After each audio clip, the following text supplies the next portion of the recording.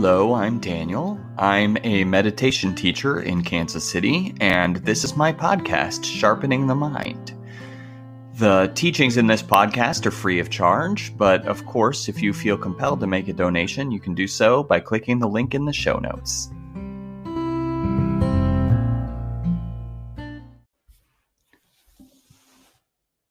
Hello, today the topic of my talk is the courage to open our hearts. The courage to open our hearts. And I'm going to read to you a quote from Thupten Jinpa. This is in the book A Fearless Heart. He says, "It takes courage to open our hearts to others and to expose our vulnerability." I'll read that again. It takes courage to open our hearts to others and to expose our vulnerability. We don't always think of courage as something, or we do think of courage as something brave. We don't always think of opening our hearts as something brave. I'm going to tell a story. So in 2016, I received teachings from Lama Lena on a retreat at the Rime Center. At that time, in those days, she would come visit us in Kansas City every year and give teachings. So I've actually been on retreats with her a few times. One of my favorite teachers I've retreated with is Lama Lena.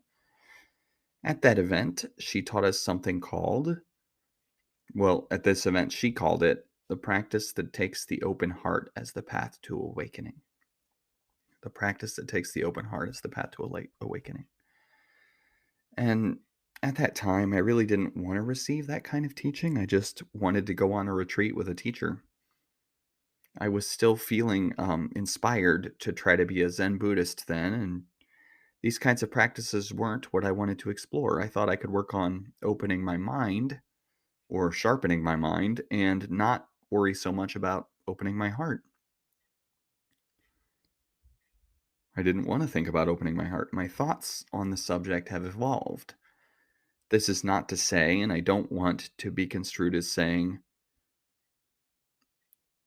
that there is not emphasis on opening the heart in the Zen tradition. There is, but I don't want to suggest there are no heart-centered practices in the Zen tradition. But to my mind, compassion is not nearly as central as it may be in some other traditions. That's what I want to say. And it was not a thing I was interested in. But when she gave that talk, when she taught that practice, it did something for me. It sort of made me start to evolve my thinking, because that practice she taught us meant a lot to me, and the way she talked about it meant a lot to me as well. So I'm more into those kinds of teachings and practices now. But anyway, when she was giving this teaching, she said something that stuck with me and still sticks with me now. She said, "It can be hard to open our hearts because we've all been kicked in the heart in the past. This causes us to want to have closed hearts for protection." I'm gonna just say that again. It can be hard to open our hearts because we've been kicked in the heart in the past. This causes us to want to have closed hearts for protection. And when she said this was a big revelation to me. We have all been kicked in the heart. Everyone on this planet has. Everyone you interact with has been kicked in the heart. And I like that terminology a lot. We've been kicked in the heart. Most of us have been kicked in the heart many times. And you know what I mean when I say that. It's when you're betrayed. It's when you like someone that doesn't like you. It's when you lose things you love.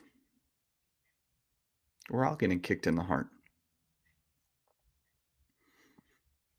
And I like that terminology so much that I use it in my own talks and my own writings. I use it whenever I can find a reason to use kicked in the heart. I use it. And I'm telling you all of this, because opening our hearts is brave. Opening our hearts is brave. Kindness is courage, and vulnerability is strength.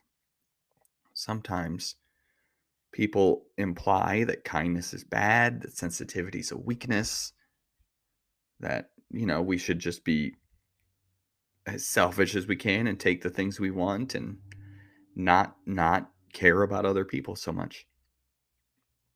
But the truth is, and what I want to share with you is that opening your heart helps others feel empowered to open theirs.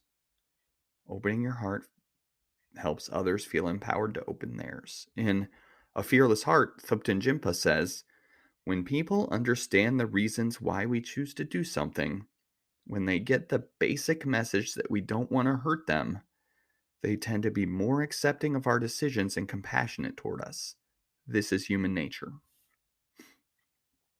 And he goes on to say that we are afraid of opening our hearts and showing compassion because these fears stem from confusing compassion with submissiveness, weakness, or sentimentality. The fear to be compassionate, the fear to be kind, stems from confusing compassion with submissiveness, weakness, or sentimentality. We are afraid people could hurt us if we have open hearts, but there's more than that to it. We are taught sometimes that compassion is not cool. People have thrown around terms like bleeding heart and snowflake to describe someone with an open heart in a negative way. But an open heart's a good thing. The thing is, as I said before, opening our hearts empowers others to open theirs. And armoring our hearts, the truth is, doesn't really work. Compassion is in our nature. Closing our hearts will not make us happy. We can dare to be compassionate instead, and it is daring, and it is brave, and it is intimidating. We can try to protect ourselves against all the suffering and pain in life, but we can't do it, not really. It's like trying to cover the world in leather instead of putting on shoes, which is a metaphor I'm paraphrasing from Shantideva. It's like trying to cover the world with leather instead of putting on shoes. We can't really cover the world with leather. We can't really do that. If we open our hearts, then our hearts can be stronger. We can develop an inner strength that maybe we don't have right now. We can become more patient, wiser, and more motivated of doing the work of helping ourselves and others. An open heart also brings connection with other people, and we should connect with others, even when we're afraid of being hurt. One thing we've learned in the last few years is that isolation can be really hard on us. Isolation coupled with uncertainty is a real problem for our happiness and well-being. Jinpa goes on to say, through training, we can make compassion our basic stance, the very outlook with which we perceive ourselves and the world around us, so that we engage with the world from that place. That's what we're trying to do here.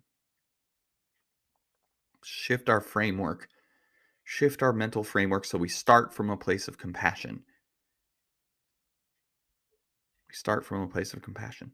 What if we can open our hearts and change our way of thinking? Kindness, compassion, and open-heartedness are virtues, and we should be cultivating these things. So open up your heart. Open up your heart and be brave. Open up your heart and be brave. I'm going to put in the notes a link to a teaching from La Molina that is very similar to the one I had that day that I talked about at the beginning. And thank you for taking the time to listen to me. Have a good day.